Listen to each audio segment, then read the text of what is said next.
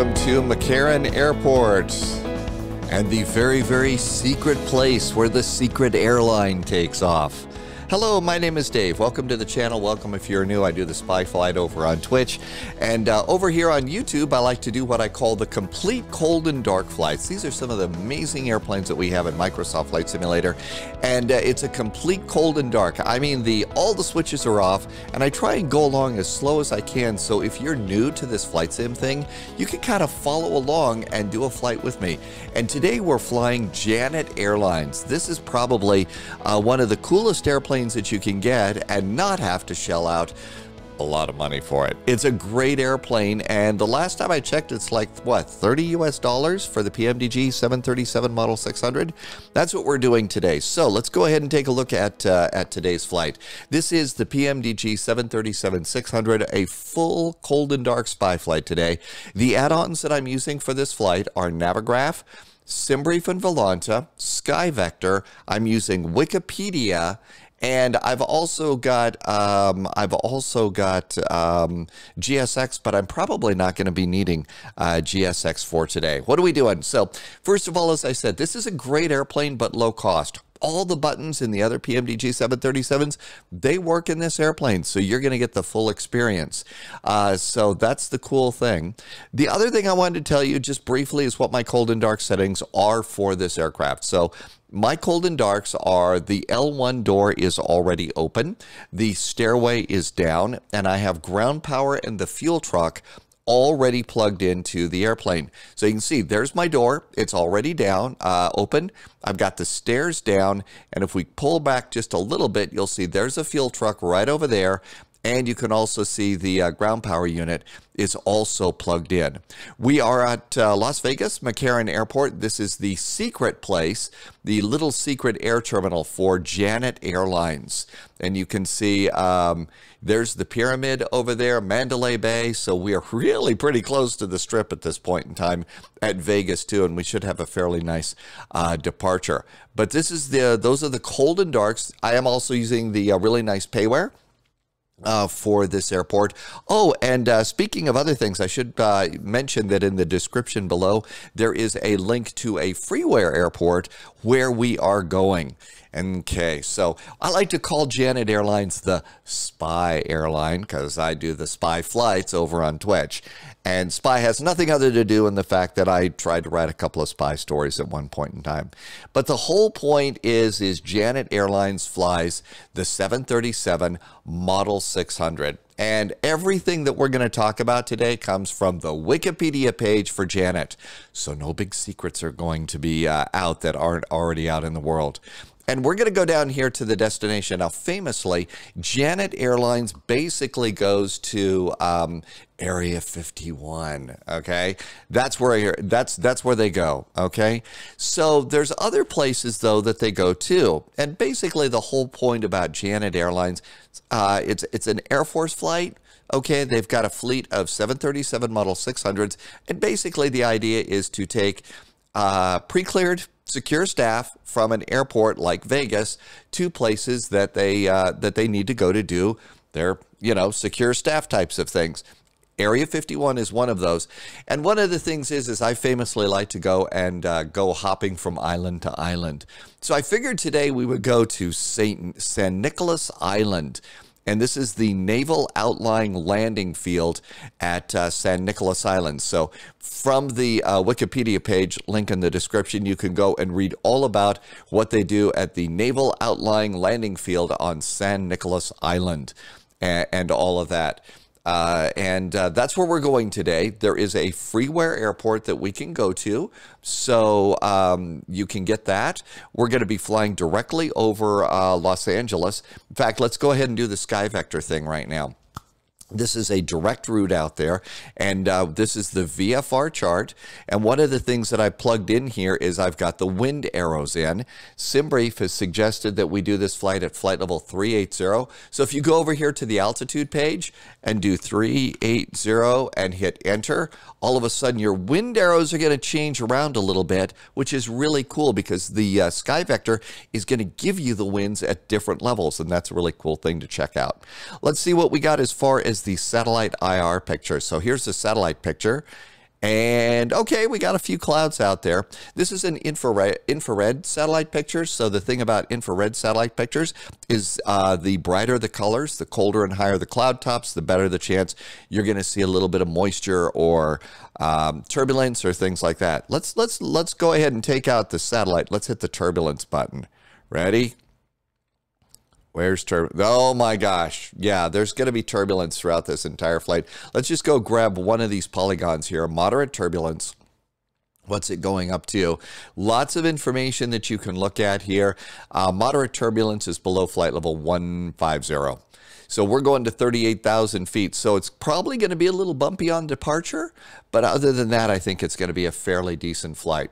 Our flight plan from SimBrief, again, 38,000 feet. I've got a cost index of 35 for this flight. We're going about 293 miles, which I think is a really good distance for a sim flight, especially if you're trying to get good at flying these complex airlines. So what all are we doing today with this one? Well, first of all, if this is your first time flying with me over here on YouTube, the whole cool thing about YouTube is you can stop and start the video. You can rewind the video if I punched a button a little bit too fast, and you can go and punch your own and replay it. So that's the cool thing. I also like to suggest that you just fly along with me. Stop the video, fire up the sim, grab your airplane, put it on the ground at Vegas with me, and fly along. You're not, I will cut out the, middle part of the flight cruise, but you can fly right along and enjoy the flight and see all the buttons that are getting pressed. I also do like to suggest that after you do a flight like this with somebody like me, in another couple of days or something, fly the same airplane, but maybe do your own hometown airline flight. So depart out of your hometown airport or something. What that does is that kind of just helps you remember all of the stuff that you figured out, and you remember it, from the perspective of your hometown airport.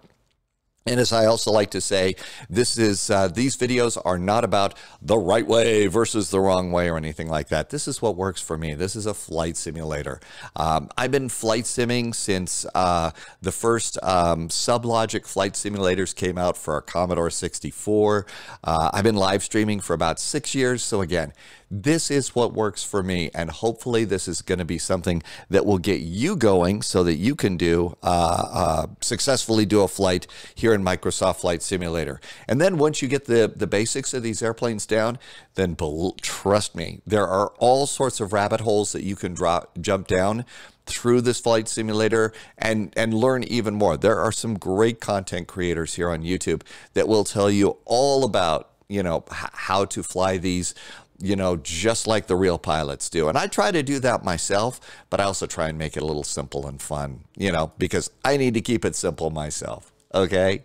So there we go. There's the introduction. We already know what our flight is. I've got a flight all set up here. We are at McCarran. I've already gone and got my stack of charts here. So briefing the flight, we are over here at the secret place. So we're done. We're over here at the secret air terminal for Janet Airlines. Right now, SimBrief has suggested a departure of runway 19 left. Well, there's 19 left. We'll just go over here and do that one. We could probably even do an intersection departure too. Let's go and see if we can do an intersection departure here at Foxtrot or November and see if they do intersection departures. That might be kind of cool to check out. And then after that, we're doing the Raider departures. So after departure, we're going to fly south to Drew, be above 7,000 feet. We'll go to Flab and then Raider. And then after Raider, we are going to Hector. So we'll be making the turn and doing the Hector transition to take us out over Los Angeles. Our initial climb altitude is going to be flight level 190. So we've checked that there. Next thing we're going to do is after the flight, we're coming on in. There are no stars, standard instrument approaches coming into San Nicolas Island, but we do have a couple of ILSs. SimBrief suggested runway 30 for our arrival. And we get the opportunity to do a little DME arc. So when we start to plug in the flight plan, I'm going to look for a checkpoint called Karam. And then we get to do a 21-mile DME arc, which is fun to fly by hand and is pretty easy to do in the 737. And then we're going to come here, our minimum altitude, it's mandatory 3,000 feet until we get to Tammy. After Tammy, the platform altitude is 2,100 to the final plunge to the runway. Or, okay, let's stop being so dramatic. The final descent into the runway. Final plunge sounds a lot more fun. ILS decision height. So the barrel altitude is 706 feet. Radar altimeter is 200. Pretty standard for an ILS here. And our runway is plenty long, 10,000 feet. So what we'll do is land on runway 30. I'm guessing that we probably will make the Bravo taxiway. If not, we'll get the Charlie taxiway. And right over here is where we'll find the control tower and a place to park. And that's going to be our flight today. Now, usually what happens is after we take off, we climb to altitude, and then I hit pause on the recording.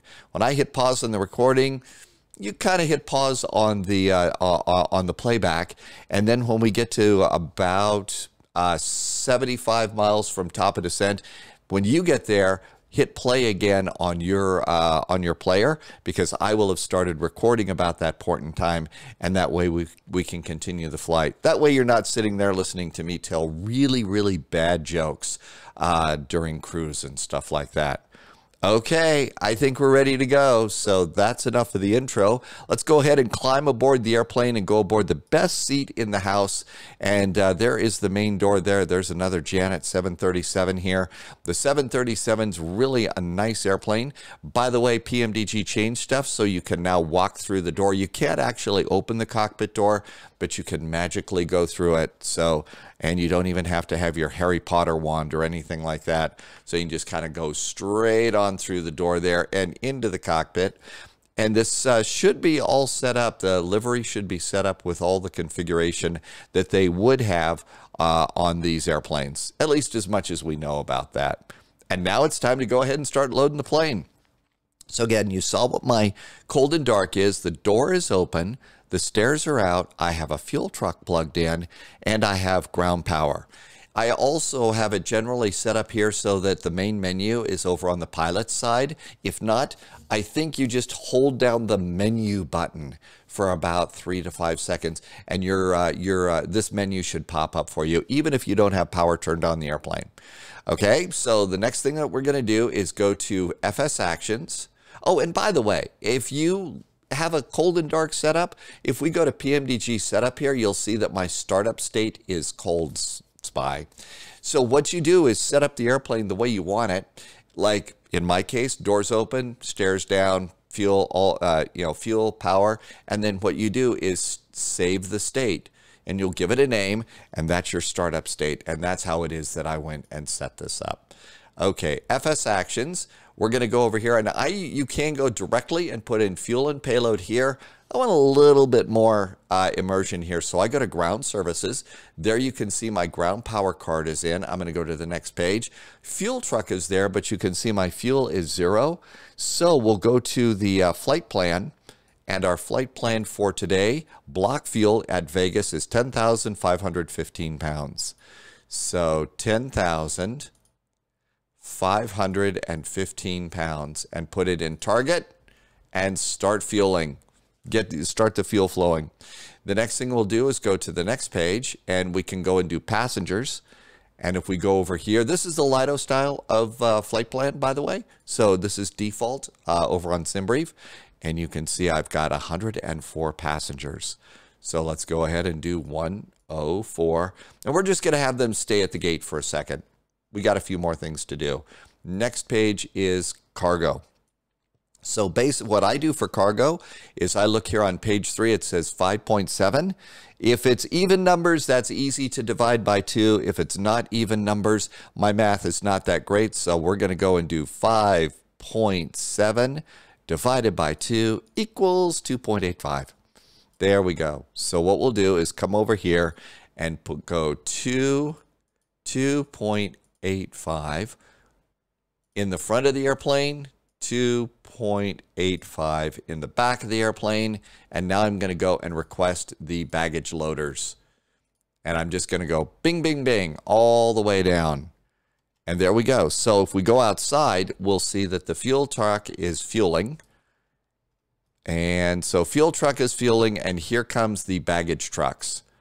Now, sometimes the baggage trucks aren't going to show up with the fueler in place, so that can be a problem. So you might have to wait a little bit. Here comes another baggage loader over here for the back side of the airplane. Again, if you want, you can just go in and directly put your fuel in, your zero fuel weight, and you don't have to go through any of this. And with that, this is about the time where I'm going to go ahead and start to turn power on the airplane. The on switch for a Boeing 737 is right up here. It's the battery button, and there it is. Let's turn the sound on. So that's on. We have ground power, so let's do the ground power switch. There's the ground power switch. Oh my gosh, the blowers are going on. Everything's coming to life. Next thing I'm going to do, we'll zoom down to the lights here. I'm going to do position lights, and I'm going to go to steady. So that's just the navigation lights on the wingtips of the airplane. That lets everybody know that there's some idiot in the front pushing buttons and, you know, treat that airplane with a little bit more respect, okay? So we've got those going on. The next thing we're going to do is come up here, and we're going to make sure that the recirculating fan is on. So I've got the recirculating fan is on at the moment. And so that's good to go too. With that, we've got some fuel flowing, so I'm going to turn on one of my fuel pumps. I usually go for the left aft fuel pump right over here. It all says low pressure because there's no fuel pumps on, but we're going to turn on the left aft, and the light should go out, and then we'll come down here, and the APU is right here. 2 clicks, and that's going to start up the APU for us. Okay, now let's come on over here, and you can see that the flight management computers have changed a little bit. So what I'm going to do is come over to this one, and we're going to go back to menu, FS Actions, Ground Services, and the co-pilot's going to take care of the ground stuff for us. So all of this is good. We've got fuel flowing into the airplane. We've got, let's go ahead and let the passengers start to get aboard the plane. So they're going to start to board. And look at that. We've also got the rear baggage is getting ready to pop in. So we'll go ahead and load some PAGs. And let's see. We can release the fuel truck. Fuel truck is released. And now we're waiting. As soon as the fuel truck goes away, then we'll be able to go and start loading up the front cargo hold too. With that, you can see that things are popping on here in the airplane. So that's good news. One of the things is we don't have the much anticipated electronic flight bag for this airplane yet. That's, if you don't know that, that is sort of like the iPad that you usually see on some of the other airplanes that's usually right here. Once we get the electronic flight bag from PMDG, we should be able to go and download flight plans from SimBrief and a few other things. But right now we got to do it manually. And so what we're going to do is I'm going to fire up a free app that you can get from SimBrief. It's the famous SimBrief downloader. And I have the downloader set up. If you look down here, I have it set up for my Mad Dog from Leonardo, and I've got all of my PMDG airplanes. It's 2 things, the PMDG flight plan and the wind uplink. And all of these is where you go and you put that. And this is for all of my 737s. And I'm going to go and just click one button. It downloads them all, just puts them in there. So all I have to do is do like 2 clicks and we're done. And that's how it is that I set that up. It just makes life so much easier. Now that we've done that, we've got baggage forward carts are arriving. So we're going to go and hit the FMC. And we'll look over here, make sure our nav data is updated. It is. And we're going to go and tell the airplane that we are at K. Got to hit the K. KLAS. Vegas. Now then, let's come up here. And we're going to come all the way up to the top. And this is the IRS system. And we're going to go to nav and nav. And with those 2 up there, eventually we're going to see some boxes appear here. Now, you can put in the airport location. If we were at a passenger gate, a lot of the airports are starting to include passenger gate information with the scenery. This one doesn't, so go to the next page and grab a GPS position. They're both the same. Grab one, put it in the scratch pad, go back to page 1, put those in the boxes, and you're done. And the airplane is going to start the alignment process. Coming up here, you can see we can go and start loading the baggage up front now. And if you look outside, you can see there's baggage carts up front. We've also got the fuel truck on, so everything is good to go there. Okay, so all of this is good. Let's go ahead and go to the route page. There's several ways to do this. I usually take KLAS and I'll put that airport, origin just up there, and I will request the flight plan. We've got 9 PMDG flight plans coming out of Vegas. Let's see. And I don't know why it does that. You click it, and then it zeroes you back up to the top menu again for some silly reason. Don't know why, but click it again, and there is KDMA, KFAT, KNSI. That's where we're going. So we'll click that one. 278 miles. Let's select it. And that should request it. And it should be downloading right now. Let's come on over here and see how things are going. We've got the route uplink is ready. So let's go ahead and load that. While that's loading, we'll come back over here. Baggage is loading. Let's go to the previous page. Passengers are loading. And all that's good. It is Vegas. We got the APU up and running, so you know what we really should do? Let's turn on the air conditioning packs. I know it's early in the morning, but it's probably starting to get kind of stuffy there. And usually when I go and turn on the packs, that's when I come over to the pressurization panel. And this is when I'm going to go ahead and put in my pressurization, my cruise altitude. And over on the flight plan, that's going to be page 1. So we'll come over here to page 1. And our alternate altitude is going to be flight level 380. So 38,000 feet. So just crank that up there. It's 38,000 feet. The next thing we'll do is look for our landing altitude. And the best place to get that is from the airport chart. And holy moly, it's not just sea level, it's 506 feet. So we're 506 feet above sea level. So let's go and crank that in. 100, 200, 300, 400, 500. Okay, that's all we have to do, and that's taken care of. Okay, let's come on down here. The flight plan has been loaded, so we'll activate it and execute it. We are flying as Janet Airlines, so if you go over to that Wikipedia page, if you look up over here and look to the top, you can see that the ICAO code for Janet Airlines is WWW. I don't think that that's their web page. They probably don't have one. Anyhow, we are going to be WWW Flight 441. And we're going to put in our flight number. And we're going to go, everything looks good. We've already executed it, so legs. And Hector, RESOR, and LAX. That's our flight plan. It's really simple. So let's do departure and arrival. Departure, we are expecting our departure to be, according to the flight plan, and I've got my usual condensed flight plan data here. And by the way, this is the flight strip that I use on all the spy flights, and if you look in the description below, you'll be able to cut and paste this into Notepad and change it and use it any way you want, but this is how it is that I fly, and this is how it is that I put my notes in. So 19 left, and the Raider 2 departure is what we're doing. So 19 left, and let's go to the next page, and Raider 2, and we're going out via Hector. Not going to Blah this time, we're going to Hector. I love some of the names. Execute that. Let's go back to the index page. We already know that they are using the ILS. Now we got a Yankee or a Zulu that we can choose from. I went and I decided to go for the Yankee because that gives us a chance to use a little DME arc here. So this is going to be the ILS Yankee for runway 30. So ILS Yankee right at the top. And then we are going to come in via Karam. So we can do that arc. Remember that from the charts? So there's that transition there. Not everything is as neat and as perfect as this one, but this one's pretty good. So execute that. That looks good. Passengers are aboard. Baggage is aboard. All right, let's go over here and we're going to release the baggage carts. And that looks good. And we're going to go ahead and just leave the door open for a little bit longer.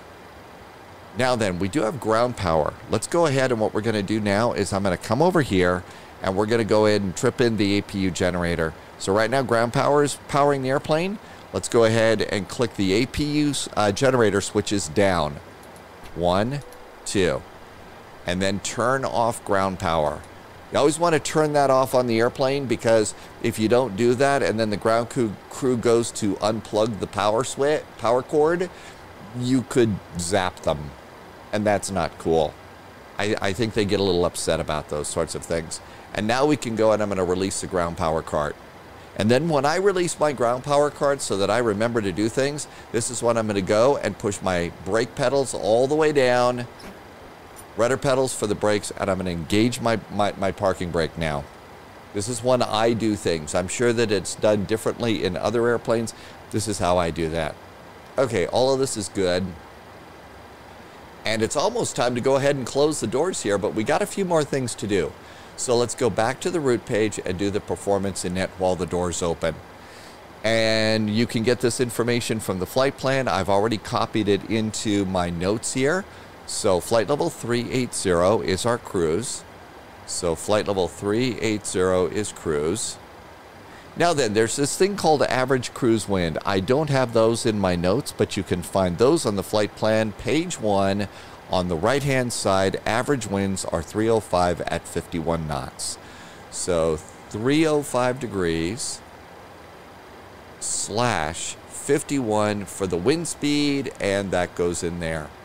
Another thing we're going to get off the flight plan, 2 more things, let's try and remember them. Cost index is 35, and final reserve and alternate is 41.9. So this is one of those numbers that we turn it into a little decimal point. So final reserve and alternate fuel is 4,192 pounds.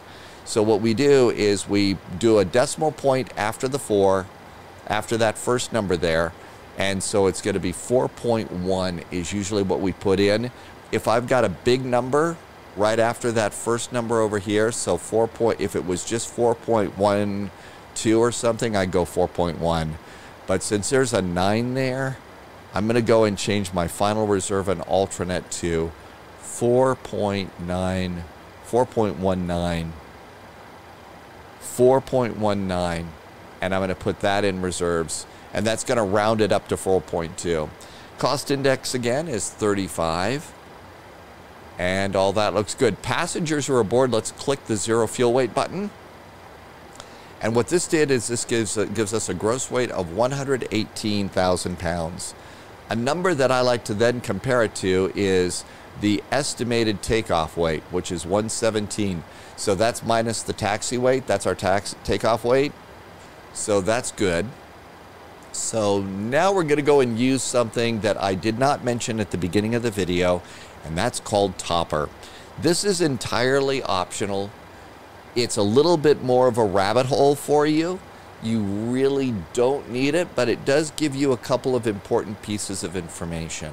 For example, so the next page after performance initialization is N1 limits and a selected temperature and D rate. What do you put in there? Well, what I do is I like Topper because Topper gives me that information. Topper is a payware. You can get it for Sim Market. I bought it for all my 737s. I think that's about 40 or 50 bucks, something like that. We are at Las Vegas, KLAS. We are at Vegas. Now then, remember how we were talking about we might try a intersection departure? Let's see if we can do an intersection departure. This is where we'll start to think about that. 19 left is our runway. 19 left. Let's see if there's a list of intersections. No, there isn't. So we'll do full length. It's dry and hot in Vegas. And now we're going to go to our METAR, which I've already gone and gotten some information. Where can you get METAR data? Well, one of the places to get METAR data that's really pretty cool is called DIST for the United States. Now, it's only for the U.S. and only at the bigger airports, but this is one way to get it. And so we'll go and find Vegas in this list, KLAS. KLAS, Vegas Information Mike. Winds are nothing at nothing, 10 miles visibility, 18 degrees, the altimeter is 2982. I will usually copy those first two lines and plug those over into my notes. So there they are right over there in my notes. And then it will also tell us about everything else. The runways haven't changed. It may even tell us that there's bird activity in the vicinity in the airport. What do we do if we're not flying at one of these airports that we can use digital ATIS? Well, we could also go to something like Flight Radar 24 or SimAware or FlightAware, excuse me, and we could go and put in KLAS, Vegas, and let's go down here. And this is what's going on at Vegas right now in the real world. Hey, look at that. They're using the runways that we're using. And just look at the map and you can see. Let's go all the way down to the bottom. And there is the very same METAR. You're going to find the same thing on Flight Radar 24. Let's see if our arrival airport is available. Now, this is a Naval Air Station, KNSI. KNSI. San Nicolas Airport. Well, that might be there. Nothing going on, but I bet if we go up, no arrivals and departures. Let's look at that. KNSI weather. It's at the bottom. So let's go and grab that information, and I'm just going to go ahead and paste this in for my arrival. Hey, we got that all ready to go. So that's another way you could use Flight Radar 24. I use FlightAware because that's just the one I signed up to for first. Okay, so we got that in there. So now we can go and put the weather information in for Vegas. And in Vegas, the winds are 000 at 00. The outside air temperature in Vegas is 18 degrees. The altimeter in Vegas is 2982. And we're going to do a thrust rating of -1, so we'll save a little fuel. I usually do flaps 5. Bleeds are going to be on. Anti-ice is going to be off. And then the takeoff weight is 117,570. I got that over here. Page 1, estimated takeoff weight, which is pretty close to, pretty close to our, everything but taxi and APU fuel. So that's usually what I go and get. It's not an exact number, but it's good for right now until I'm able to get something better. 737 model 600 and calculate. Now this gives me flaps. It knows my runway. It gives me my selected temperature. Oh, that goes up here. And it gives me my V speeds. So that's why I use Topper. So Topper says the selected temperature, or the derated temperature might be another way to think of that, is 38 degrees. At least that's the way I think about it. That might not be 100% right. We're going to derate -1. Let's go to the takeoff page. Flaps 5. Just click the center of gravity. It will automatically get you the number in the airplane and give you a trim setting for takeoff. And then V1, VR, and V2. So 124 is our V1. We're going to rotate at 124. And we're going to go V2 is 133. I'm going to come up here to the autopilot and put that 133 in up here. Okay, so we got that one in there. And we're done with Topper. I usually will leave Topper up and minimize it over on the other monitor, especially if I'm on VATSIM, in case ATC gives us a runway change, which they will do. They will give you those runway changes, and it's sort of like, what do we do? Well, just change it, and we're good to go. So we're going to be departing off of the 19s. So that is going to be 194 degrees. So 194 is going to be our heading off the runway. I'm going to preset that 194. That's good. And I've already forgotten what our cleared altitude is, or the top altitude. Flight level 190. So let's go ahead and dial in 190 here. And then once I do this, I will go ahead and turn on flight directors. That's when I get these 3 numbers here in the autopilot, that's my cue to remember to turn on both flight directors. And now it's time to button up the airplane and go. So let's come on down here, and we're going to go over here. And now we have to go and hit return and go to the door and close that 1L door. And if you see, the door's about ready to close. So there is our door closing. Okay, so that looks good. Now we still have the stairs out. So we got to remember to pull the stairs up. So come back in here. And now usually what I'll do is you can do the stairs from here. I really like to work everything that I possibly can work over here on the ground services tab. Having the doors like this, if I can do it from the ground services tab, I'm a little happier. So ground power is gone. Portable water, fuel tank's gone. Aha, here's where we would retract the stairs. Now, if you don't have power turned on the airplane, your stairs aren't going to go up or down. It has to have power. I will tell you that I remember as a kid watching airplanes like this when I was very young. I don't know what it was, but I was fascinated about the stairs like that. That was a kid thing, I guess. Okay, so the stairs are cool. Let's come on over here. Baggage is clear.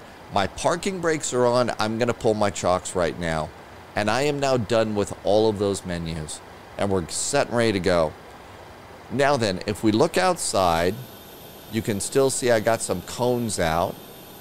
We can also see that I've got the, a power truck over here, a pushback truck. We could push back. I'm just going to do a taxi out from here. So we're going to start from the gate. So parking brakes are set. APU is set. Let's go ahead and we're going to do seat belts. I'm also going to go ahead and when I close the doors, that's when I turn on the 2 electric hydraulic pumps. I'm going to arm the emergency exit lights and guard them. And so all of those are good to go. We're going to turn on the anti-collision lights. That's the beacon on the top and the bottom of the airplane. So beacon is now on. And we'll come out here and you can see our engines are just right there. Now I still have those cones out there, but I don't think they're going to get sucked into the engine, I hope. So we're going to turn on our remaining fuel pumps. Remaining fuel pumps are on. Let's go ahead and turn off the packs. We still have bleed air. And now we'll come down here and start engine number 2. Ground start, 1 click. We'll look down here and see that the starter valve is open. And then I'll look down here at the N2. And here on the Boeing 737, we are waiting for 25% on the N2. So there's 20, 23, 24, and 25. So now that we've got 25, I'm going to go ahead and hit the fuel switch. And you can see our right engine is starting to spin. They've even got that thing set up there so you can see the engine spinning, which is really cool about the PMDG airplanes. They've done such a good job on these airplanes. Now you can see that also the little cones around the engines are gone. So something in PMDG got rid of the cones around there.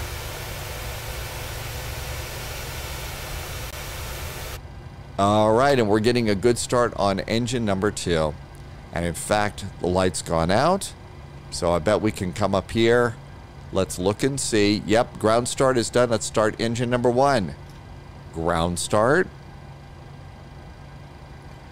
Starter valve open.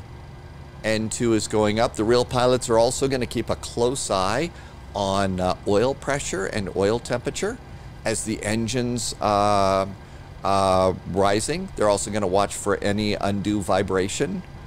There are good vibrations and there are bad vibrations. So they're going to do that.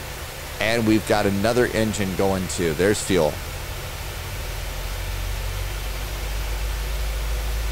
And we've got 2 engines spinning out there. So the squirrels are going pretty good. I've gone and switched this over here to the progress page. We're 308 miles out. And if we look down here, everything's looking good. Let's go ahead and set a squawk code. I usually set a squawk code of 2000 if I'm just flying along. And I'm going to go to transponder. Even though we're not flying on VATSIM, I'm always going to try and squawk mode Charlie on the taxiways. And all the lights are out. Guess what? We are ready to go. And let's get the packs back on first, because it's Vegas, and I'll bet it's going to get warm in the cabin quickly. So that's the first thing I'll do. The next thing I'll do is look over here and trip in the engine generators. That will disconnect the APU. I'm going to look back over here, and I'm going to switch the isolation valve to auto, and I'm going to turn off the APU bleed on the pneumatic system. We'll come up here, and let's see, I'm going to turn on my window heaters. Normally I turn on the window heaters a lot sooner in the wintertime. We're in Vegas, so I assume we don't want any heat here right now. Let's also turn on probe heaters and slide over here, and I'm going to turn on the yaw damper because we don't want anybody yawning back in the cabin. And then I usually switch the electrical metering over to either generator 1 or generator 2. And with all of those being done, I'll go and make sure my engine generators are working, and we're going to go ahead and turn off the APU. I'm going to turn on my taxi light. We're ready to go. It's time to do airplane stuff. Okay, do you have a gaming chair or something like that at home? Does your gaming chair tilt back? Now's a great time to lock your gaming chair, especially if you have rudder pedals. Otherwise, you're going to be very, very embarrassed. All right, get yourself centered on up, and we'll look over here. Nobody's over there. Parking brakes off. The airplane does need a little bit of thrust to get it rolling. But then once you get your airplane rolling, at that point in time, you don't need as much thrust anymore. And out we go.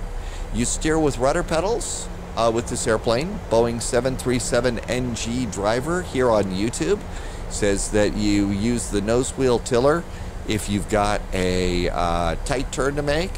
Otherwise, it's rudder pedals.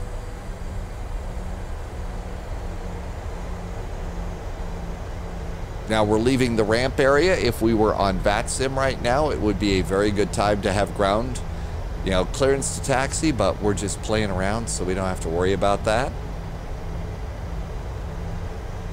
And out we go. We should get flaps ready to go, flaps 5. And you'll see leading edge slats going down on the leading edge of the wing. I said you'll see leading edge. Okay, there they go. Good. It takes a little bit of time. There goes our leading edge slats. And we should also see flaps. Do your speed brakes. Make sure your speed brakes work. Passengers love to see those things flapping up and down. Let's go ahead and do a few things on the instruments. I'm going to go in what I call crunch the panels. So this puts all of our engine data on one panel over there. Let's also turn on traffic.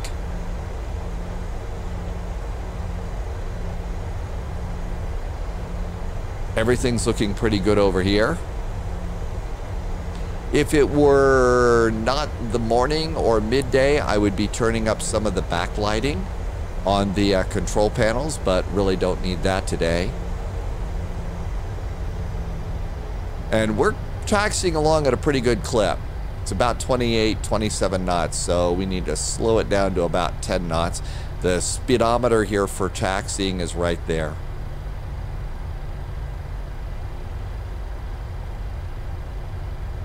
And around we go over here.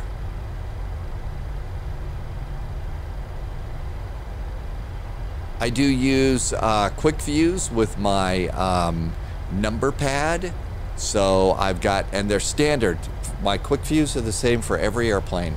So the number 0 is always the main, I'm flying the airplane cockpit captain view. And it just makes it so much simpler to look around. You could use a track IR or something like that. I generally don't use that in a jet, passenger jet, but if I were over on DCS World in a fighter, oh, you bet I'd be using that. Okay, we just crossed over 19 right. We're gonna go to 19 left. And we just got cleared for takeoff, so starters to continuous. I'm going to do the strobes, turn those on right now. I'm going to hit the ET button. I am notoriously bad about doing the clock for takeoff. So there's the ET button. Active runway, I am going to go thrust idle. And I just hit the button on my throttle controller for auto throttle arm. We're gonna come on over here. I'm going to reset my fuel flow numbers. And while we're making the turn, we're gonna go, the transponder goes to Tara, T-A-R-A, we're lined up. We'll look up here, let's hit the bar. There's all of our landing lights. Landing lights are good. I'm going to hit the clock button. Clock button is good. Throttle's going up to 40%. And look down. Is it stable? It is. I forgot to do LNAV and VNAV. We'll do those now. And now we'll do auto thrust. There's auto thrust. I forgot to set my trim. Trim should have been 6.55. Since I forgot to do that, I'm going to push the nose down. So I pushed my yoke down a bit. Checked. If you forget to do your trim could be set so that your nose just springs off the runway. So I'm going to hold it down, and now we'll go. Too low, terrain. Positive rating 5. Terrain. Landing gear. Too low, terrain. And if you can, go and have a look outside your airplane. Enjoy the takeoff roll. Enjoy the scenery, especially if you've got the Fly Tampa scenery. Okay, we're climbing a little bit high. We would have been climbing at a better rate if I'd set my trim. There we go. That's a little better. That's looking really good. So we'll hold the flight directors there. And a nice departure. Gear is up. Let's go ahead and turn the landing gear off. We'll also, oh, I forgot to do my auto brakes to RTO. Man, I'm just forgetting all sorts of stuff today. Speed's coming up pretty good. We're coming up on Drew. And let's go ahead and continue to push these down. Center up my flight directors. If I can get those centered up a little bit better, that makes the transition to auto flight a little less dramatic as we hit Command A. Autopilot's got us, hands off all of this, and we are out and about. And flaps can go up. And if you have a view set up, it's always fun to go and look out the passenger window as your flaps go up. And there goes the leading edge slats too, and it looks like it is going to be a warm day in Vegas. Glad we're going to an island where there's a beach. Okay, climb is looking good. ATC is called. We are cleared to our final cruising altitude. It's 38, right? 380. Yep. And we could also make the map a little bit bigger. I usually will bring it out to about 40 miles, hit the airport and data buttons.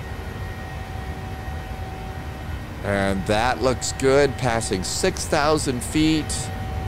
And if you've got everything set, again, with Microsoft Flight Simulator, head on back, have a look out the window.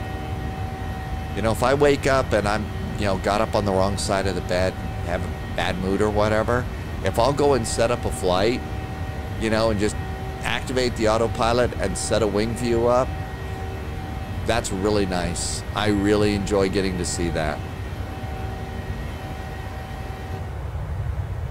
Definitely the terrain out of Vegas.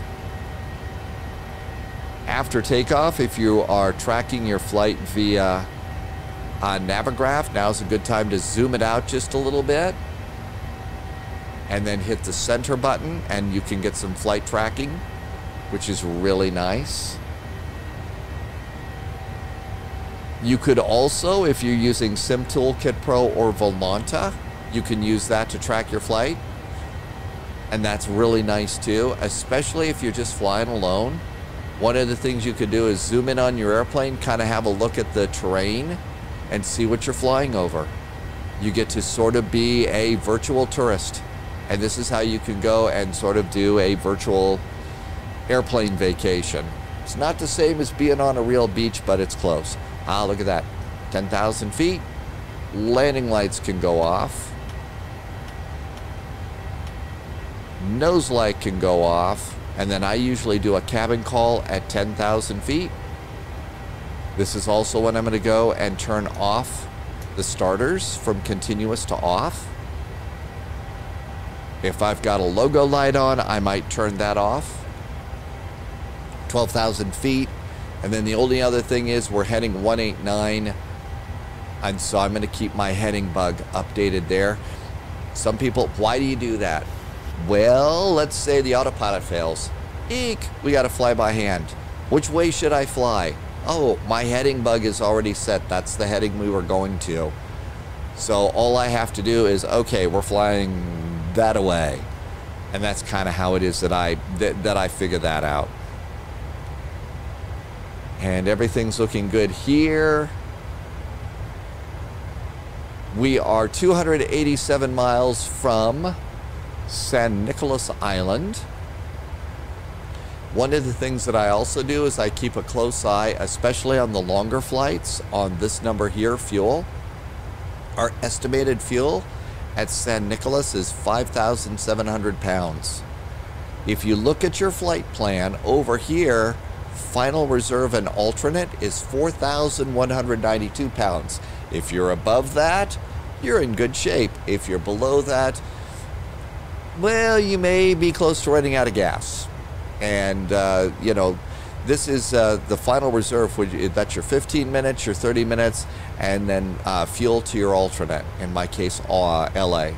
Another number that I'm trying to teach myself to look at more regularly is before we take off, I want to look at the block fuel number. Not block fuel, takeoff fuel. Sorry about that. Takeoff fuel is what I'm looking for. 10,015 pounds.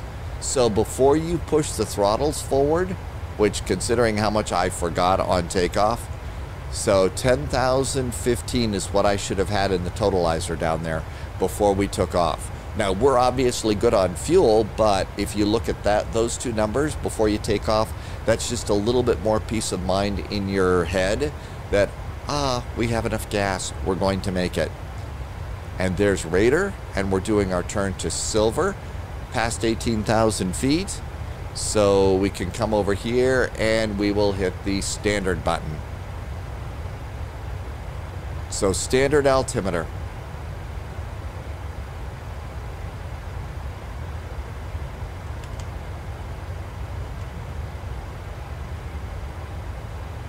We're climbing pretty good, 64 miles to top of climb. Everything's looking good here.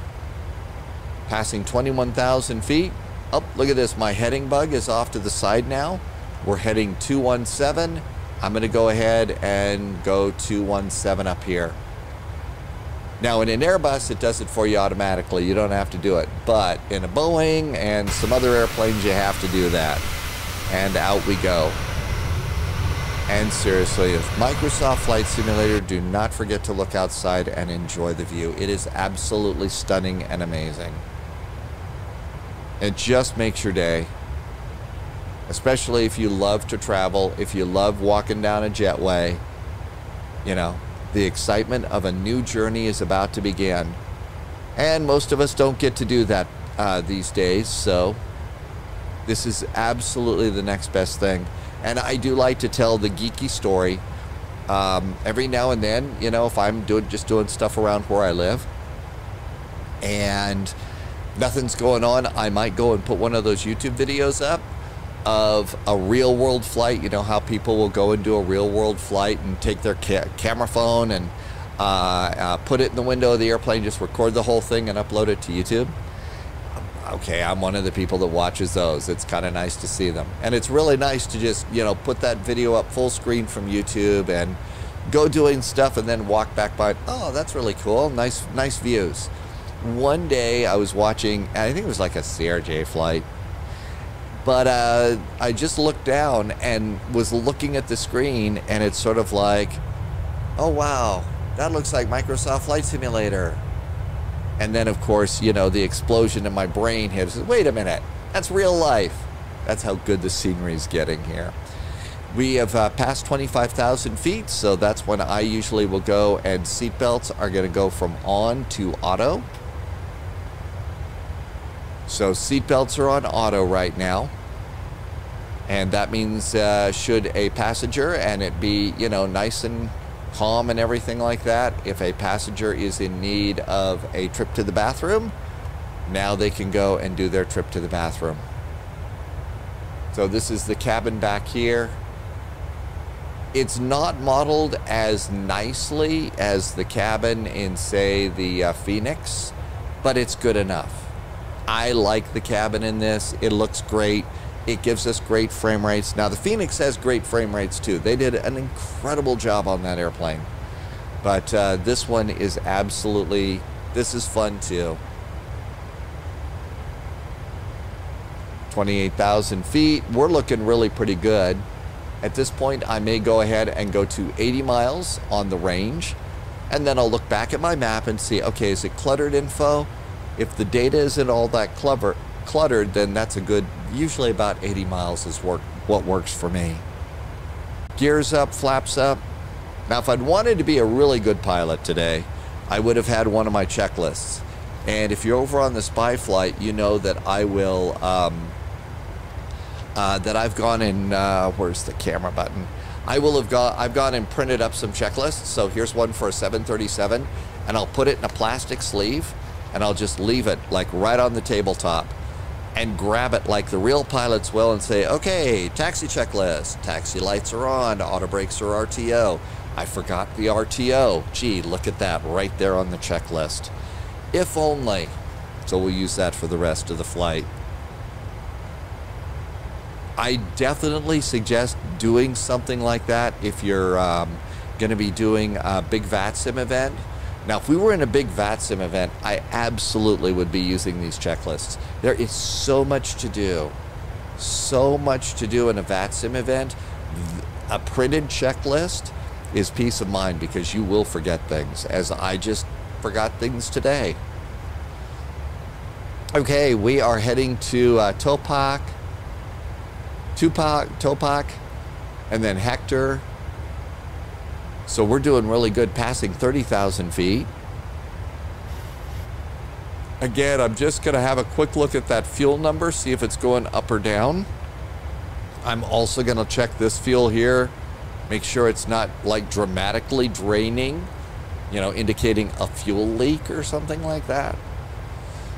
Those are just things that the real pilots might look at. I'll go and look at the engine instruments and make sure that none of the numbers are like flashing red.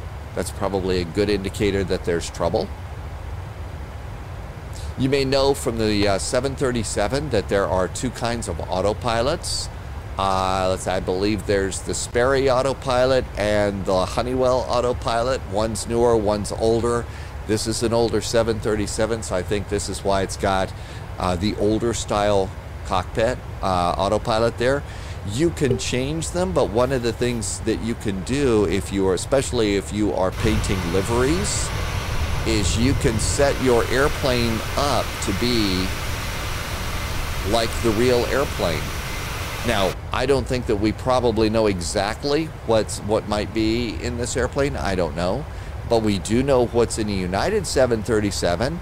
And so the autopilot and the extra engine instruments and stuff should follow your airline, which is really a neat thing that they've done, that they've set up. 34,000 going to 38,000. Fuel is hanging in there. So the current time that it says we're going to be landing is 15:02 Zulu. So if we take a look over here, you can see it's 14:22 Zulu. So that can kind of give you an idea of how much time you have for your flight. And I think that this is almost a perfect length of a flight. What this does is gives you the opportunity to do all the setup, take off, get to cruise, go over and pour a cup of coffee, come back, sit down, and it'll be time for you to start setting up for your approach and your landing. And so I really feel like that is, this is the perfect length.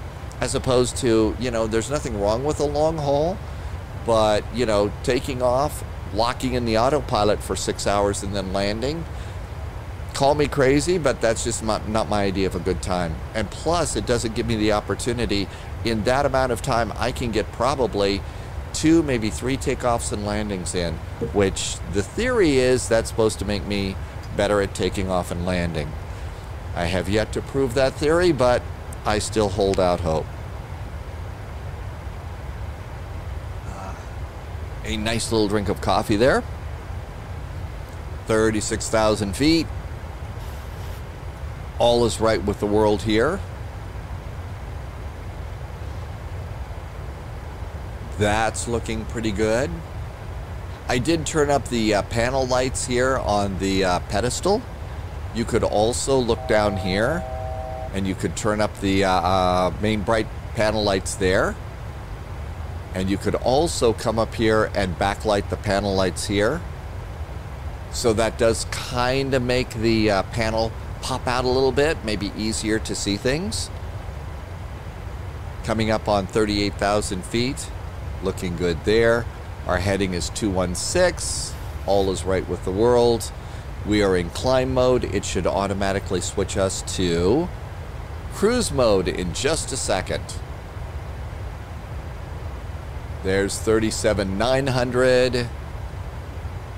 And it just put us into cruise mode as it settles into our final cruise.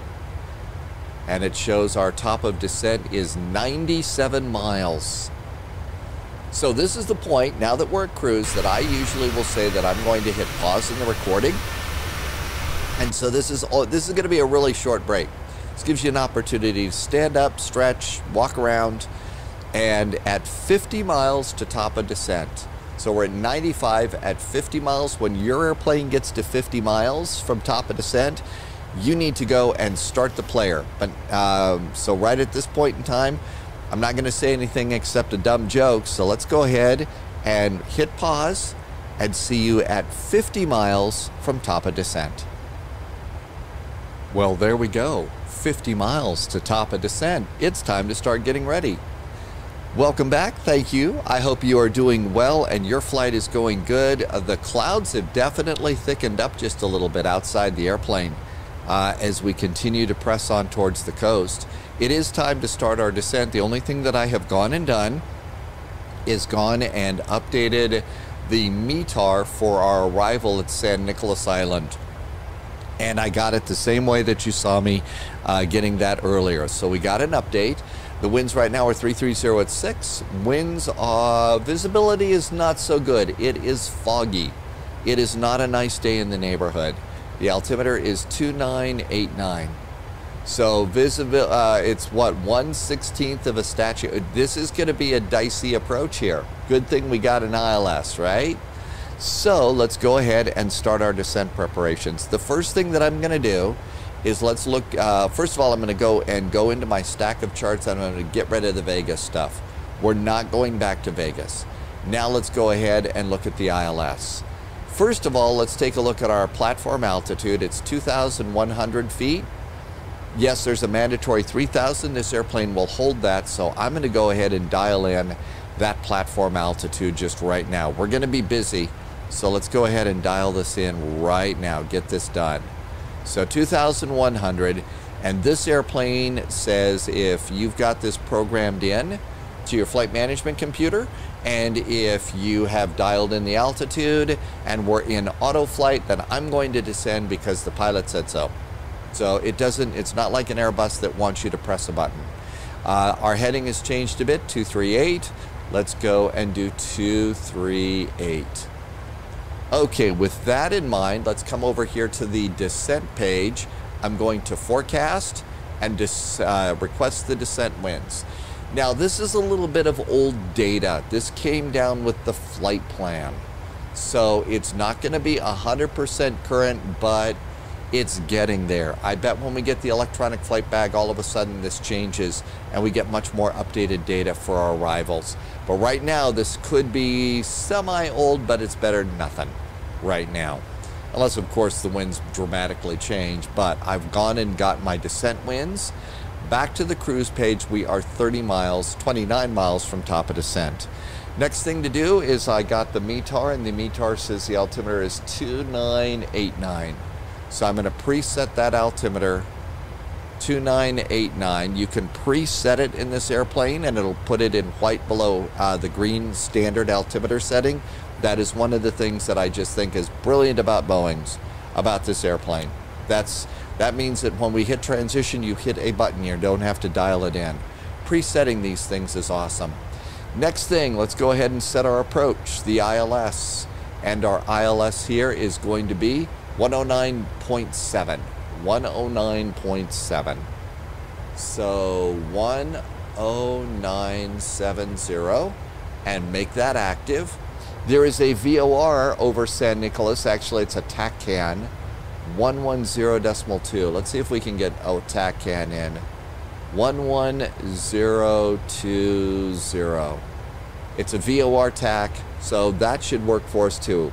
So VOR TACAN, that's what it is. It's a VORTAC. There we go. By doing this over here, now I will also have DME to the island itself. The inbound course is going to be 301. So that's going to be this over here. Let's do 301. Oh, we went kind of the wrong way, didn't we? Gee, I do that a lot. 301. There's our inbound course. Minimums for this airport. This is where we might get into a little trouble today. I think we're going to be below minimums. We have to be 706. So let's put in 706 feet. So click Barrow and dial this up to 706. There's 2, 3, 4, 5, 6, and then we'll just dial the last few in. 706. Okay, there we go. Okay, so I think an awful lot of this is done, but considering how much I forgot on the departure, we ought to use the checklist. So this is the descent checklist. Arrival and weather data has been obtained and is set. Destination weather is good. Landing altitude has been checked. Radios are set. Localizer ILS frequency is groovy. Wing and engine anti-ice. Well, it's off the California coast. It's getting to be summertime. We'll be ready, but I'm not going to lose sleep over anti-ice on this one. Mode control panel. We have reset the altitude. Altimeter's preset. Minimums are set. Approach has been sort of briefed, and the auto brake, I'm going to go auto brakes 3 is now set, and we are good to the transition altitude, and we are 7.4 nautical miles from top of descent.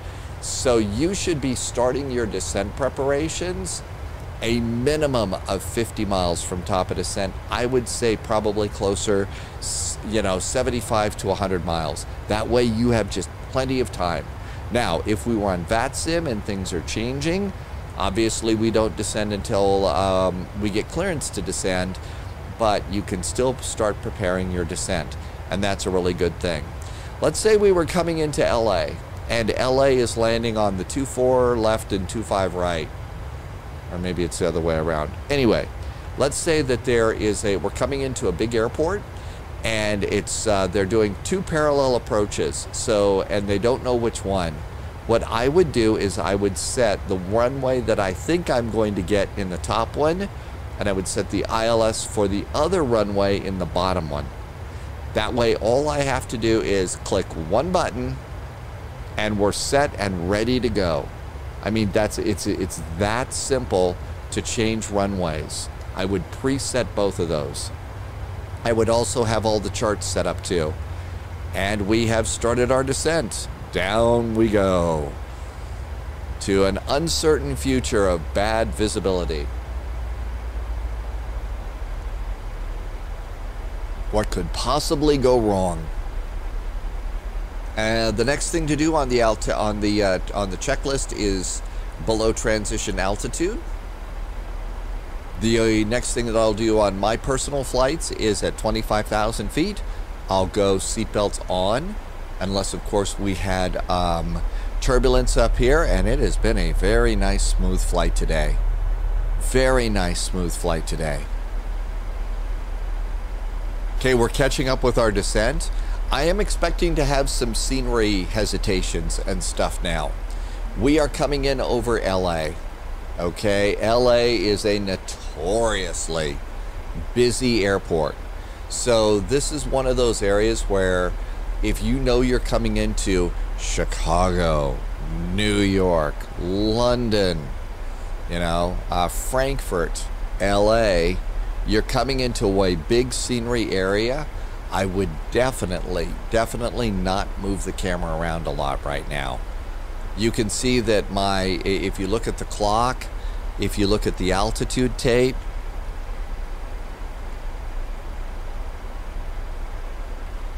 so we'll watch over here, you'll see there's the altitude tape. See how it's kind of choppy?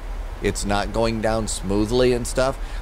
We're doing a bunch of scenery loading right now as we come in over LA. Even though we're not stopping there, the simulator is still loading it all in. So this is an area, again, I try not to move around if I know I'm coming into a busy area, if I can possibly help it. Now, once things start to smooth out, once the clouds start floating by smoothly, then it's okay to start looking around and stuff. But while it's being jumpy, I will definitely, you can even see there's some little hesitation. So it's still, computer's working pretty hard right now. In fact, we're about ready to come in over LA. This is probably pressing my luck here. Well, we're not going to see that much around LA today, are we? Not a lot to see today. Ah, look at this. You can see it looks like our flight plan is in there. What's going on? Do we have a route discontinuity? I didn't. Oh my gosh. I did not close my route discontinuities. Man, I'm just a slacker all over the place today. It's a good thing we checked that, huh? Route discontinuities? Wow, this tutorial video is going great today, huh? Yeah. Okay, we are approaching 29,000 feet. Hey, let's just look out the window, okay? Now, this is traditionally the day that I take off from live streaming and stuff, so I'm kind of already thinking about sitting on the back porch, looking out and enjoying a little bit of sunshine. We're doing pretty good here. Nothing really to worry about here except seat belts. There's 28,000. And we are now over LA, and there is our turn. Not much to see over Los Angeles today, but oh my gosh, look at that. I know they look a little popcorny right now, the clouds, but wow, does that look good. That would be a fun flight to go on today. All right, it's starting to get a little bit busy here. Sorry about the snarf, but we're also starting to get allergies here. Yay. Let's go ahead and dial in the map radius a bit. Let's also go ahead and reset the heading bug. So it looks like about 208, 207 is what we're doing. Maybe 206. And there's 25,700. Let's go ahead and do seatbelts. And you know, seatbelts, there's 3 positions. There's on, so just flat out seatbelts are on. Auto, that means it will turn the seatbelt light off under most conditions, but then automatically turn them on if you go below an altitude, or I think it'll also turn it on if there's going to be a certain amount of turbulence. We're going to go on right now. There goes seatbelts. Next event is going to be transition altitude. You could also see that we're slightly above our descent path. So this is the descent deviation meter. And you can see it's we're about 500 feet high right now. That's okay. I don't mind being about, you know, anything less than, you know, 1,000 is okay. If that's a problem, you could go throw out a notch of speed brakes. Let's see what happens if we do a notch of speed brakes, if that helps us catch up with our descent. Aha, the number's starting to go down. Now it's 530 feet, 520 feet. So just a little click of speed brakes there is helping us close that gap. We probably would have been perfect if I had, if I'd checked that route discontinuity earlier. And now we're like 100 feet. I'm going to go ahead and put speed brakes down. As we start to get in a little bit closer, I'm going to want to take control of my own speed. So right now we're really doing pretty good as far as our descent path. But things get awfully busy quickly. And you start picking up your speed quite a bit. And unless you've got ATC telling you what a certain speed is, right now we are 72 miles out. I'm going to want to start slowing it down. Another thing we could do is let's hit the init reference button. And I like to land a Boeing 737 with flaps 30, unless it is a monstrously short runway or something. But flaps 40 for me is sort of like float, float, float, float. Flaps 30 means I can land relatively decently. It's the story of my flight simulator life. Not great, not terrible. Coming up on 18,000 feet, we'll get ready to reset the altimeter. We're right on our descent path. Perfect airplane. Our heading is set. The altitude's good. Down we go. If I were going to be in a big VATSIM event, I would definitely, this airplane is probably at the top of my list. Followed closely by either the Phoenix or the fly-by-wire. In fact, just day before yesterday, I took the fly-by-wire A320 on a Frankfurt event.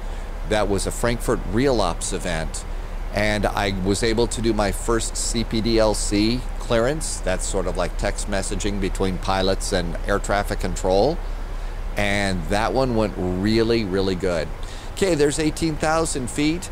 It usually has to drop down about 500 feet or so before it will turn yellow to remind you to hit the STD button.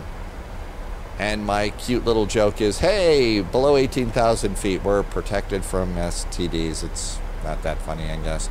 Okay, anyway, we're good to go here, and the checklist is clear to the transition level because we've gone and done that.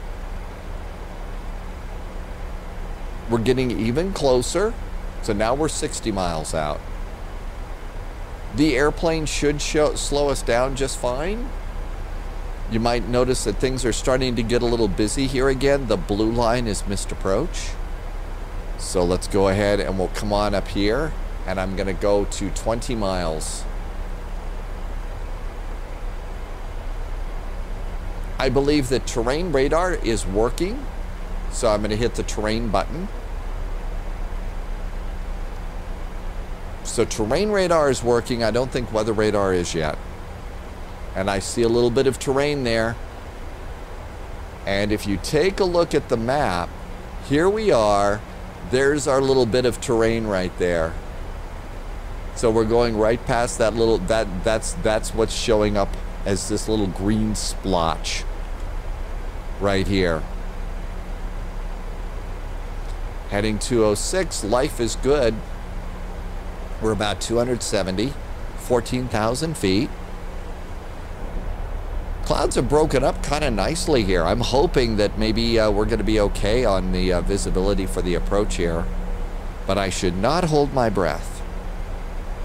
Breath holding is not the thing to do.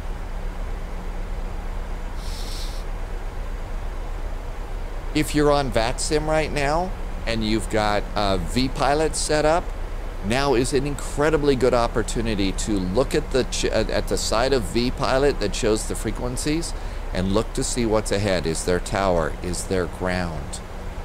just so that you'll know that you're going to be busy. Because if we were on VATSIM, and as soon as approach control is going to kick me over to tower, if there's ground control, the minute I get to tower, I'm also going to try and preset that ground control frequency. Because you're incredibly busy in the sim cockpit when you are landing, getting off the runway, and tower says ground point 7. You know, exit right, ground point 7. Holy crap, we're doing all this other stuff, and you want me to dial a radio too? Remember, these airplanes really are designed for 2 people.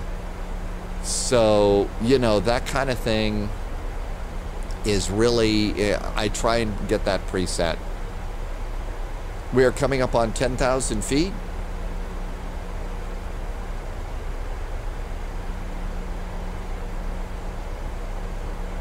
Now, this airplane should start to slow us down, but we're getting in fairly close. In fact, now we're picking up the VOR, 23 miles.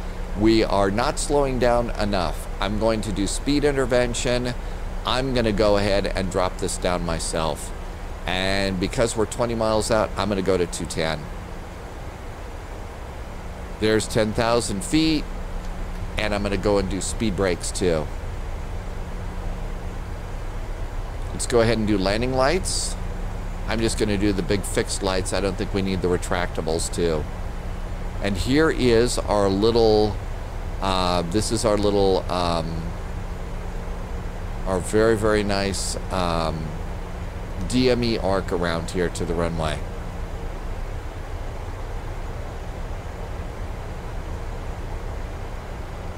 Speed is coming down very, very nicely. And 10,000 foot checklist. Landing lights are on. Runway turnoff lights. I don't use these very often, but the runway turnoff lights, seatbelt signs, cabin lights are set. Now is also a great time to check and see if there's an updated ATIS if you need to. See if there's updated weather.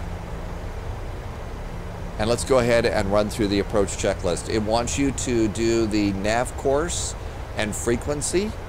So nav course and frequency for the approach is going to be 109.7. So we'll look down here, 109.7. And we're also going to do the inbound course, which is 301. We're verifying that. Speed limits are set, 124 for landing. I'm going to kick that up to 130. Speed brakes, I think we're using them right now, but our speed is where we want to, so we'll put the speed brakes down and we're going to arm the speed brakes. There we go. Approach mode, armed the approach mode, so we could also do that if we want to. I'm not going to do that quite yet. Now we're about 10 miles away from another very tight turn. This is where I'm going to want to slow us down even more. I'm going to go to 180 for this final turn. Let's also go ahead and do flaps 5.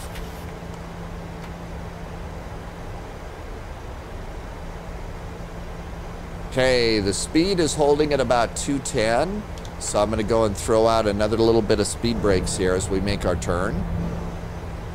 If you need to reset, use your speed brakes after you've armed them.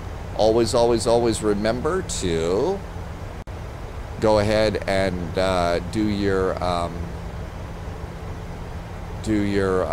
rearm the speed brakes was what I was trying to think of.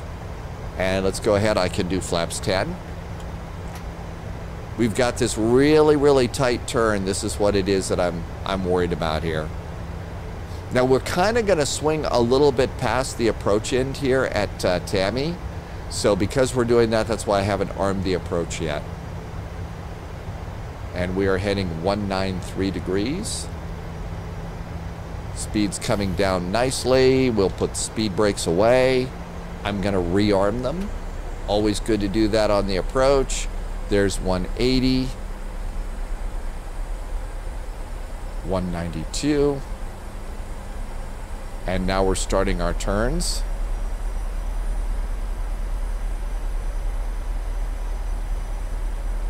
We're right on our descent path, so the airplane is handling that beautifully.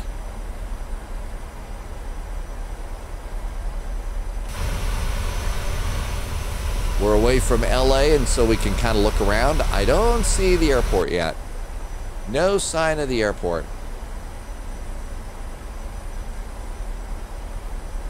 We're about halfway through that approach checklist here. I'm going to go ahead and let it continue. I'm going to let it make these 2 turns here. And then after we pass EDAD 5, that's when I'm going to go ahead and arm the approach. Going to make sure that I know where the button is. It's always good to pre-locate a button. Is a good thing to do. Up, headings changed a bit, 205. And we're pretty close. How about landing gear? Let's go ahead and do that. If you ever get a chance, go outside your airplane, watch the landing gear come down. The animations on these airplanes are really pretty amazing. Gear is down 3 green, auto brakes, speed brakes. Everything seems to be set there. Now here's our turnaround. We're 21 miles out. We'll just follow this around. One last check of the speed, fuel for landing, 5.7. If we have to go around, if we have to go to our alternate, we're good to go. Got plenty of fuel.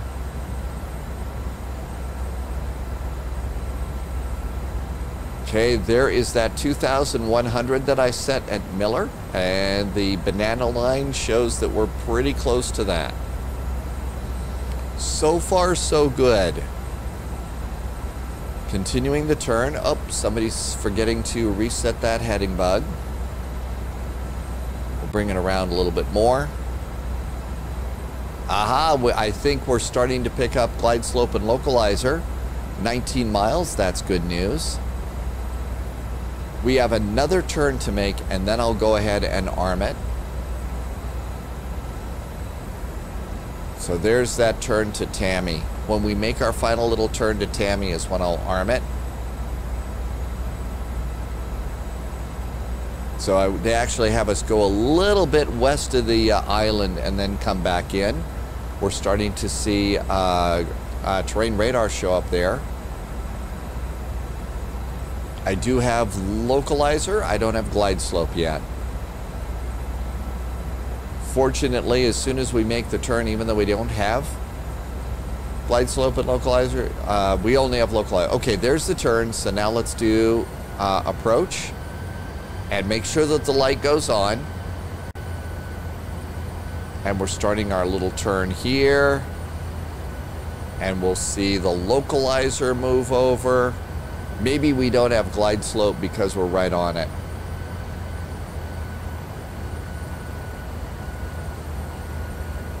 Speed once again for landing 124. I'm going to call it 130. 130. Now is the perfect time if you move around in your chair as much as I do. Aha, we've got glide slope now. So we've got a little white diamond on either side. That means we're picking up the glide slope and the localizer. As we approach Tammy, both of those should start to come together. Everything else is pretty much set. Let's finish the checklist here. Flaps are good. Glide slope is alive. Engine 1 and 2 start modes. Continuous. Landing gear is down 3 green. Autopilot is good. Flaps are coming out. Go around altitude. Go around altitude. We're at 2,100. Go around, climb to 1,000, heading then 3,000. So at least we now know what to do with the go around if we need to do that. So that's good news. And autopilot and auto throttle is set. That is our approach checklist, and we are good to go. Glide slope and localizer are both in white over here. That means they're armed. Now they're green, and in a box we are capturing glide slope, we're capturing localizer, and down we go. And we are currently 10-mile finals. I usually keep my speed up until about 5 miles DME. At the big airports, you know, you're doing an approach into Atlanta, Chicago, Frankfurt. They're going to give you a speed. Usually it's 180 knots or something like that. until about 5 miles DME. And then you can slow down to your landing speed. So there we are. We're right at 10 miles there. And glide slope and localizer are both active. So now I'm going to go ahead and turn this back up to 3,000. That's our go around altitude. I'm going to go ahead and rebug this to 301. That's our heading.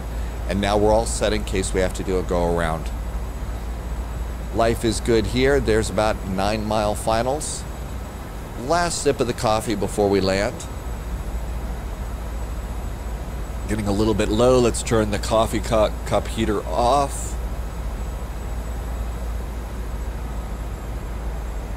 And everything is good so far.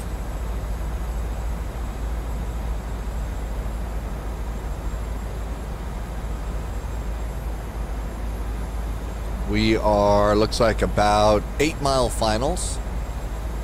I don't see anything that appears to me to be an island or a runway. So we'll click the map in now to 5 miles.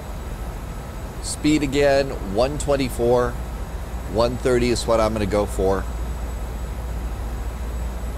I tend to try, and if I need to remember the speed, I'll look at the actual number as opposed to try to remember it. Simply because there's so many numbers that are swimming around in your head. That's close enough to 5 miles. 130 for landing. There's 130, flaps 15. I do not see anything resembling an island. Don't see much outside, not even sharks yet. Flaps 25, we're going to flaps 30.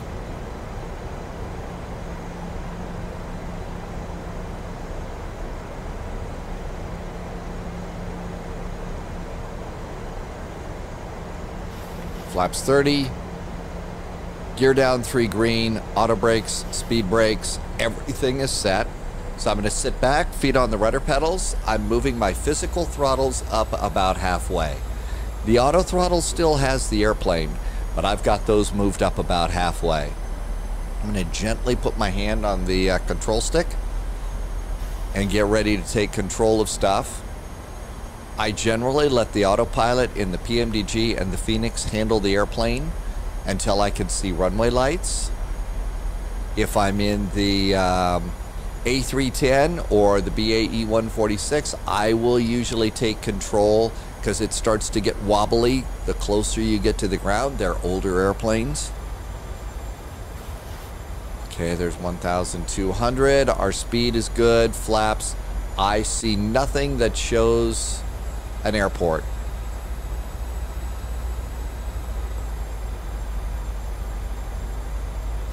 I think we're going to be really testing minimums today. I bet we're going to go below minimums. 1,000. Uh-huh. 700. Here comes our minimums here. There's the little arrow there for minimums. It's getting close, folks. Could be bad.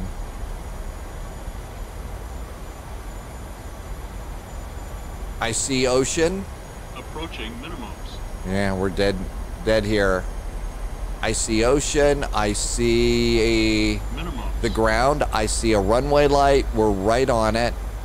I'm not 100% sure. 100.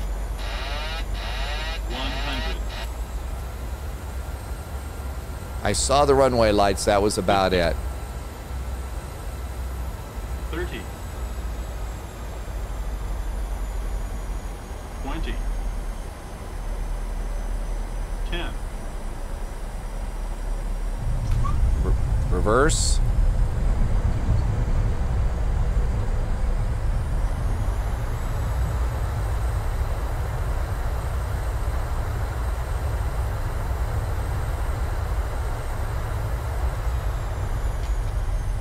$60 knots. Auto brakes off. Well, I saw the lights. I think I technically saw those lights late. I think I really did see those late. But we made it. Nobody was hurt. Nobody was arrested. Although we could be. Train radar off. Here's our turn in.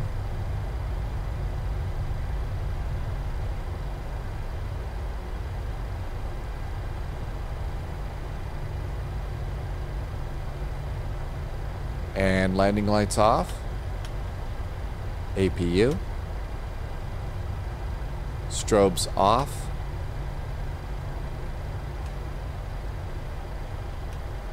Transponder. And we'll look around over here. We'll also look at the landing rate. I bet I know I floated well beyond the point. Okay, speed brakes, flaps up. Come on over here.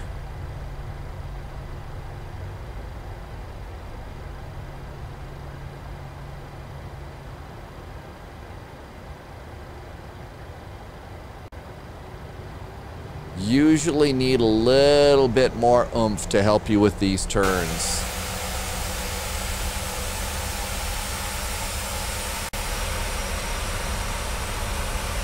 Not much. Once you get the airplane going, and there is our parking stand. From here we can go and we can drop the air stairs, we can open the door, you can unload with this airplane. It's all really pretty good. That's probably about as close as we'll get.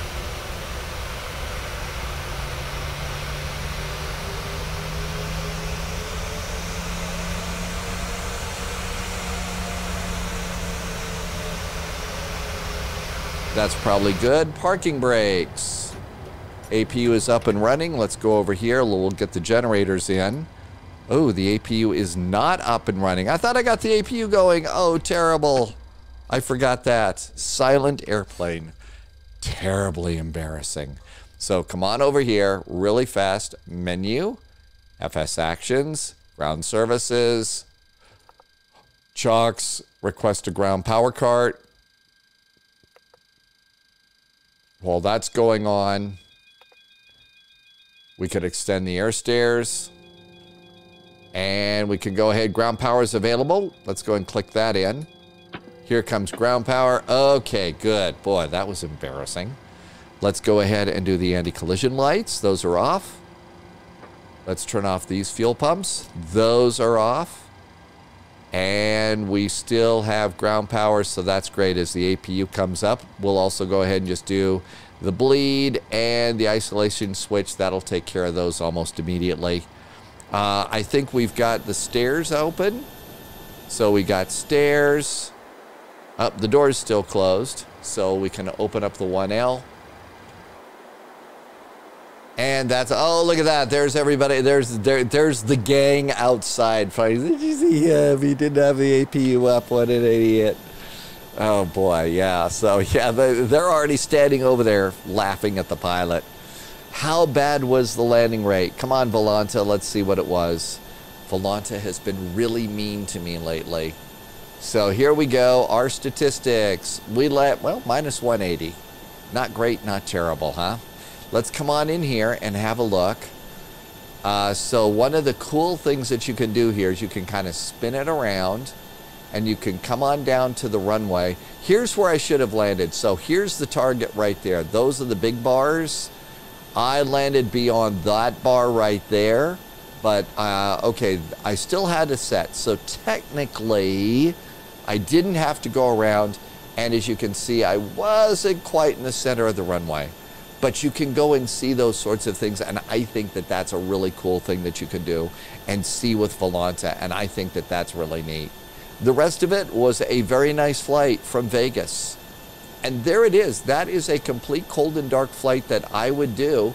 The only other things that we could do is we could come back into the flight management computer, and we could go to return, clear this. We could go to ground services. You can put chocks are in place. We could go over here and put a 0 in for passengers. So 0 for passengers and start passengers deplaning. You can go to page 4 and put a 0 in for baggage. a 0 in for baggage. There we go. And a 0 in the back.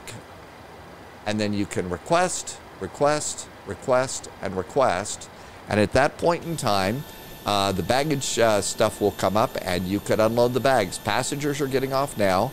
If you are using GSX, GSX is actually, you can watch passengers get off the airplane. And then you can do a shutdown checklist, which is fuel control levers are off, anti-collision lights are off, ground equipment is in position, fuel pumps are off, isolation valve is open, flight directors. We have not turned off our flight directors. Flight directors 1 and 2, those are off. And then the bottom thing it says here is consider switching to ground power and turning off the APU. Let's see, I neglected to turn off my auto brakes. Okay, well, there you go. There is a flight. Clearly, now you know why it is that I always like to say this is not about the right way versus the wrong way. This is about what is working for me. You know what? The landing rate was not too terribly bad. So I'm going to say that this was a fun flight. And it worked. And I hope that some of the ways that you see me doing things either A, help you do your flight, or B, show you what not to do. I'm still really new here on YouTube, so this is a great time to say, leave questions, comments. I can't wait to see what you have to say in there. As I said, I am new on YouTube, so likes and friends and shares and smileys definitely help out. If you really liked what you saw, I hope you'll consider joining us over on Twitch TV. I would definitely appreciate that. I also would like to say a very big thank you to the secret agents, special agents, and double O's over on Patreon.